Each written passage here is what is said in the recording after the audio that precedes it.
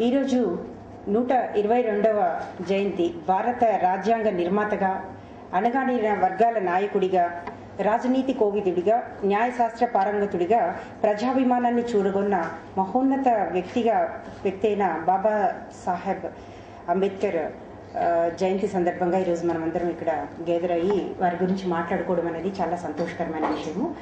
బాబాసాహెబ్ అంబేద్కర్ గారి అసలు పేరు భీమ్రావ్ రామ్జీ అంబేద్కర్ గారు. అంబేద్కర్ అనేది కూడా అంబా వాడేకర్ అనేది అసలు పేరు. అంబేద్కర్ అనేది అది హై స్కూల్లో గురువు గారు అంబేద్కర్ అతని ఇంటి పేరైనా అతనికి చాలా ఇష్టము. అంబేద్కర్ గారు అంటే అతని చాలా హీఈస్ ఫాండ్ ఆఫ్ హిమ్. అతని ఇంటి పేరుని అంబేద్కర్ గా అతనికి ఇవ్వడం జరిగింది. సో బిఆర్ అంబేద్కర్ గా అతను చెల్లమని అయ్యారు. తర్వాత స్వేచ్ఛ, సమానత్వం, సౌభాతృత్వం, మేలుకలయిగా ఉండే సమాజమే ఈయన వీరి లక్ష్యము. సో ఈ రోజు వీరి జయంతి సందర్భంగా వీరి గురించి కొంత మననం చేసుకోవటం ఎంతైనా సముచితం. వీరు ఇందాక మన సార్స్ వాళ్ళు చెప్పినట్టు 1891 సంవత్సరంలో మౌ అనే గ్రామంలో మధ్యప్రదేశ్, అప్పట్లో బ్రిటిష్ కంటోన్మెంట్ లో ఉండేది, అక్కడ జన్మించారు. 14వ సంతానంగా జన్మించారు అండ్ చివరి సంతానంగా జన్మించడం జరిగింది.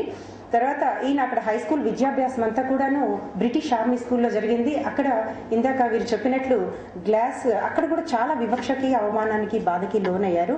ఈయన మహారాష్ట్రలోని అంటరాని కులంగా భావించే మహర్ కులంలో పుట్టడం వల్ల వీరు అంటరానితనానికి స్వీయ అనుభవం పొందారు.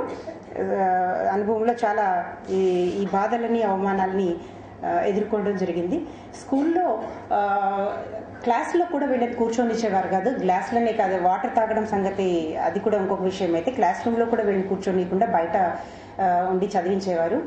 ఇటువంటి సామాజిక పరిస్థితుల్లో, ఇటువంటి వివక్షతలు ఎదుర్కొంటూ ఆయన ఎదగడం అనేది సామాన్యమైన విషయం అయితే కాదు. తర్వాత ఇక్కడి నుంచి బాంబేకి మూవ్ అయిన తర్వాత, అంటే అప్పుడు రిటైర్ అయ్యారు. ఫాదర్ రిటైర్ అయిన తర్వాత బాంబేకి వెళ్ళారు. వెళ్ళిన తర్వాత ఒక పూరెస్ట్ ఆఫ్ ద పూర్ లొకాలిటీలో ఒక చిన్న రూమ్, అంటే ఇద్దరు మనుషులు ఉండలేరు ఆ రూమ్ లో, ఒక మనిషి ఉంటారు. ఫాదరు ఆయన ఉన్నప్పుడు అంబేద్కర్ గారు తొందరగా నిద్రపోయేవారట, అలవాటు ఉండేదట.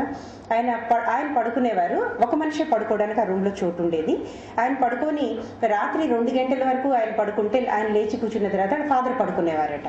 ఇటువంటి చాలా దీనమైన కండిషన్స్ లో ఆయన ఇదంతా గడిచింది బాల్యము. తర్వాత అంతేకాక ఇంకొక విషయము, 1906 ఈయనకి ఒక విధంగా చెప్పాలంటే బాల్య వివాహము 9 ఏళ్ల అమ్మాయితోటి, 9 ఏళ్ల శారదా కంబీర్ అనే అమ్మాయితోటి 15వ సంవత్సరంలో అంబేద్కర్ గారి మొదటి వివాహం జరిగింది. తర్వాత ఈయన అక్కడే బాంబే స్కూల్ ఎల్ఫిన్స్టన్ కాలేజ్ లోనే డిగ్రీ గ్రాడ్యుయేషన్ తీసుకున్నారు. తర్వాత స్కాలర్షిప్ మీద విదేశాలకు వెళ్ళి ఉన్నత విద్యను అభ్యసించి మళ్ళీ మన ఇండియాకి తిరిగి వచ్చి చాలా పొజిషన్స్ ని ఆయన డీల్ చేయడం జరిగింది. ఈవెన్ ప్రైవేట్ ట్యూటర్ గా కూడా ట్యూషన్స్ కూడా చెప్పారు. ప్రైవేట్ ట్యూటర్ గా, అకౌంటెంట్ గా, బిజినెస్ కన్సల్టెంట్ గా ఈ విధమైన రకరకాల వృత్తుల్ని చేపట్టారు ఆ యంగ్ ఫ్యామిలీని సర్వైవ్ చేయడానికి. అయితే ఇక్కడ ప్రతి చోట కూడా వివక్షను ఎదుర్కొన్నారు. ఈవెన్ ప్రొఫెసర్ గా కూడా, ఈ చిన్న దీంట్లోనే కాదు, ప్రొఫెసర్ గా కూడా వివక్షను ఎదుర్కొని మరలా ఈ ప్రొఫెసర్ దీన్ని కూడా రిజైన్ చేసి తిరిగి ఫారిన్ వెళ్ళి డాక్టరేట్ ని సబ్మిట్ చేశారు. ముఖ్యంగా రూపాయి ద్రవ్య మార్గం పైన ఆయన ఇచ్చిన థీసిస్ మనకి ఇప్పటికీ కూడా ప్రామాణికంగా ఉంది. ఇది అంబేద్కర్ గారు. ఇది తర్వాత దళిత ఉద్యమం పైన, భారతీయ సమాజంపై ఈయన రచించిన అనేక గ్రంథాలు శూద్రుల సమస్యలను, అస్పృశ్యుల సమస్యలను విశ్లేషించాయి. వీరి రచనల్లో చారిత్రక యథార్థాలను వెలికిటి తీయడంతో పాటు హిందూ సమాజం నిమ్న వర్గాల ప్రజల పట్ల ప్రదర్శిస్తున్న క్రూరత్వానికి మూలమైన మను ధర్మశాస్త్రాన్ని సహేతుకంగా విమర్శించాయి. భారతీయ ప్రజల్లో తీవ్ర అంతరాలను సృష్టించిన చాతుర్య వర్ణ వ్యవస్థను కూడా ఈయన నిర్దాక్షిణ్యంగా విమర్శించారు. భారతదేశంలో సాంఘిక మార్పు జరగకపోవడానికి కారణము కుల వ్యవస్థ అని తెలియజేశారు. పీడిత వర్గాలు సమైక్యమై సమానత్వం కోసం, ఆర్థిక సమానత్వం ద్వారా, గౌరవప్రదమైన జీవనం కోసం, రాజకీయ చైతన్యం ద్వారా మానవ విలువలను పరిరక్షిస్తూ సాధించుకోవాలి అని ఉద్బోధించారు. అంతేకాక ఈయన 1920 సంవత్సరంలో మూక్ నాయక్, అంటే సైలెంట్ లీడర్ అని ఒక వీక్లీ మ్యాగజైన్ ని ప్రారంభించి తన ఇదంతా కూడా మ్యాగజైన్ ద్వారా ప్రజలకి తెలియజేసేవారు.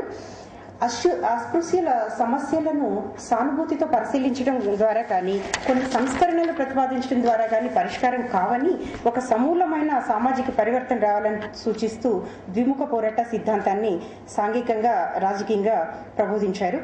ఈయన అస్పృశ్యతకు మూల కారణం కుల వ్యవస్థ పునాదులపై ఆధారపడిన హిందూ భాగస్వామ్య సమాజం అని విశ్లేషించారు. అందుకే అనేక సందర్భాల్లో బ్రిటిష్ వ్యతిరేక ఉద్యమం పోరాటం కంటే కూడాను సవర్ణ హిందూ వ్యవస్థపై నిమ్న వర్గాల పోరాటం ముఖ్యమని, ఈ పోరాటం కుల దురహంకారానికి కుల వ్యవస్థకి వ్యతిరేకమైనదని, అంతేకాని ఏ ఒక్క కులానికో ఏ ఒక్క జాతికో పరిమితమైనది కాదని స్పష్టం చేశారు. వీరి ఆర్థిక స్థితిగతులు అధ్వానంగా ఉండడానికి కారణము గ్రామ ప్రజలపై ఆర్థికంగా ఆధారపడి ఉండడమే. కాబట్టి ఈ జీవనోపాధులను ఎదుర్కొంటూ పట్టణాలకి వలస వెళ్లడం ద్వారా ఆర్థికంగా సుస్థిరం అవడమే కాకుండా నగరాల్లో ప్రత్యామ్నాయ ఉపాధి అవకాశాలను అన్వేషించాలని, ఉదాహరణగా అమెరికాలోని నీగ్రో జాతి వారు ఏ విధంగా అయితే వాళ్ళ దీన్ని చేసుకున్నారో అది ఉదాహరణగా తీసుకోవాల్సిందిగా తెలియజేశారు. తర్వాత ఈయన సైమన్ కమిషన్ గారు మన దేశానికి వచ్చినప్పుడు కూడా ప్రత్యేక నియోజకవర్గాలు ఈ నిమ్న వర్గాల వారికి ప్రత్యేక నియోజకవర్గాలు కేటాయించాలి అనేది కూడా ఆయనతో రికమెండ్ చేయడం జరిగింది. తర్వాత వెనుకబాటుతనానికి నిరక్షరాస్యత కారణమని నమ్మి ఉన్నత విద్యావకాశాలు కల్పించడానికి 1946 జూన్ 20న పీపుల్స్ ఎడ్యుకేషన్ సొసైటీ తరఫున ఒక ఆదర్శ కాలేజీని స్థాపించడం జరిగింది. తర్వాత రాజకీయ పార్టీ, అలాగే వీళ్ళ ఆశయాలని లక్ష్యాలని సాధించుకోవడానికి ఒక రాజకీయ పార్టీ ఉండాలి అన్న ఆవశ్యకతను గుర్తించి స్వతంత్ర కార్మిక పార్టీని 36లో ఈయన స్థాపించారు. అయితే 37 సెంట్రల్ లెజిస్లేటివ్ అసెంబ్లీకి జరిగిన ఎన్నికల్లో ఈ పార్టీ 15 సీట్లు కూడా గెలుచుకోవడం జరిగింది. తర్వాత కేంద్ర రాష్ట్ర ప్రభుత్వ చట్టాల్లో ప్రాతినిధ్యం కల్పించాలి ఈ వర్గాలకి అని, సర్వీసుల్లో రిజర్వేషన్ ప్రాతిపదికన ఉద్యోగావకాశాలు కల్పించాలని డిమాండ్ చేయడం జరిగింది. దీని పర్యవసానంగానే స్వాతంత్ర్యానంతరం రూపొందించిన భారత రాజ్యాంగంలో ఈ అంశాన్ని పొందుపరచడంలో ఈయన కీలక పాత్ర వహించారు. అంతేకాకుండా స్వాతంత్ర్యం తర్వాత 1951 సంవత్సరంలో వరకు న్యాయశాఖ మంత్రిగా కూడా ఈయన పనిచేయడం జరిగింది. తర్వాత చివరి దశలో 1950s ఈయన బౌద్ధ మతాన్ని స్వీకరించారు. అంటే ఈయన ఈ మహర్ అనే జాతి, ఆయన పుట్టిన కులము అనేది ఆంథ్రోపాలజిస్ట్ కాబట్టి ఈయన స్టడీ చేసిన తర్వాత ఇది పూర్వ బౌద్ధ మతానికి చెందిన కులం అనేది గుర్తించి 1950లో శ్రీలంకకు వెళ్లి అక్కడ ఒక కన్వెన్షన్ లో పాల్గొన్న తర్వాత రిటర్న్ అయ్యి ది బుద్ధ అండ్ ధమ్మ అని చెప్పేసి ఒక బుక్ రచించి దాన్ని విడుదల చేయడం జరిగింది. తర్వాత 5 లక్షల మంది ఫాలోయర్స్ కూడా బుద్ధిజం వైపు మరల్చడం జరిగింది. తర్వాత లాస్ట్ స్టేజ్ లో ఈయన చాలా కొద్దిగా ఇల్ హెల్త్, ఎక్కువగా అనారోగ్యం పాలయ్యారు. డయాబెటీస్, హై బ్లడ్ ప్రెషర్ ఉండింది. 1935లో మొదటి బారి చనిపోయారు. లాస్ట్ లో హాస్పిటల్ అడ్మిట్ అయిన తర్వాత బాంబేలో అక్కడున్న ఒక డాక్టర్ శారదా కబీర్ అనే ఆమెని మరలా మ్యారేజ్ చేసుకున్నారు. ఆమె తర్వాత ఆ మేడన్ నేమ్ అది, తర్వాత సవితగా పేరు మార్చుకున్నారు. ఈమె సారస్వత బ్రాహ్మణ కులానికి చెందిన ఆమె.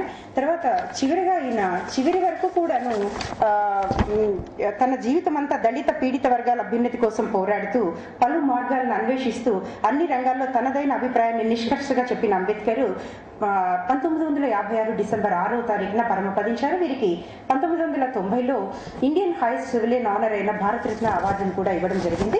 ఈయన చివరి పదాలు ఏం చెప్పారంటే, my final words of advice to you is educate, agitate and organize. Have faith in yourself. With justice on our side, I don't see how we can lose our battle.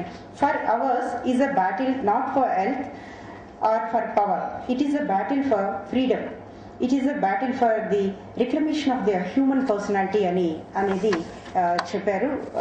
ఈ సందర్భంగా ఒక్కసారి ఆయన జీవిత చరిత్రను మననం చేసుకోవడానికి, ఆయన జీవిత చరిత్రను సమూలంగా ఒకసారి చూడడానికి అవకాశం కల్పించిన మన ప్రీతం నాయకులు, మన గౌరవనీయులు కమిషనర్ గారికి నమస్కారం తెలియజేస్తూ